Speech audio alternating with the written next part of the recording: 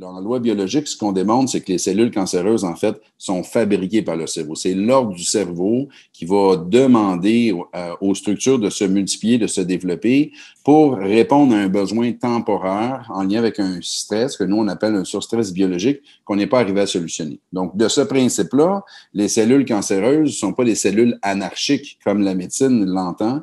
C'est un système qui est en fait extrêmement structuré. Puis la partie qui nous démontre un peu à quel point que c'est structuré, c'est ce qu'on appelle l'angiogénèse.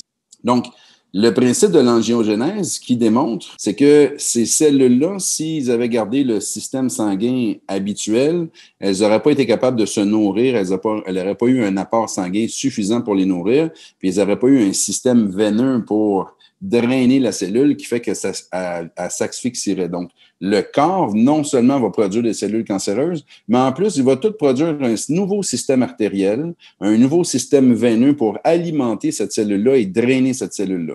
Quand ça a été découvert, l'angiogénèse, la médecine s'est dit, wow, eureka, on vient de voir qu'il y a des vaisseaux sanguins qui nourrissent les cellules cancéreuses, on va couper ces vaisseaux sanguins-là, ce qu'ils appellent cauteriser. Donc, qu'est-ce qui va se produire? C'est que la cellule, elle ne sera plus nourrie, elle va mourir.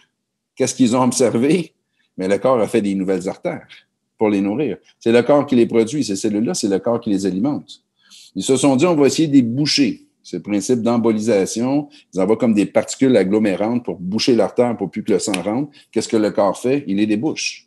Donc, l'angiogénèse, en fait, nous démontre bien que le corps va tout faire en sa possession pour nourrir les cellules cancéreuses, puisque c'est lui qui les produit temporairement, le temps du surstress biologique. Donc, de ce principe-là, vous comprenez bien que c'est exactement la même chose pour le sucre. Le sucre étant le carburant de la cellule, c'est le carburant de base pour le métabolisme d'une cellule. Donc, bien entendu que le corps qui a besoin de ces cellules, il va tout faire pour qu'il y ait du sucre qui se rende. Si vous faites un régime pauvre en sucre, il va l'épuiser dans le gras, puis il va nourrir ces cellules cancéreuses. Si vous faites un régime pauvre en sucre. Puis s'il n'y a plus de gras, il va défaire les muscles. Il va tout aller chercher le carburant qu'il peut avoir pour le ramener pour être capable de nourrir ces cellules cancéreuses. Donc, de ce principe-là, de faire un régime en sucre sert absolument à rien. À rien. Ils vont toujours être priorisés. Donc, ça ne veut pas dire que ça ne pourra pas ralentir un processus. Ça peut ralentir un processus, mais ce n'est pas une méthode en soi qu'on pourrait considérer comme étant curative sous l'angle des lois biologiques.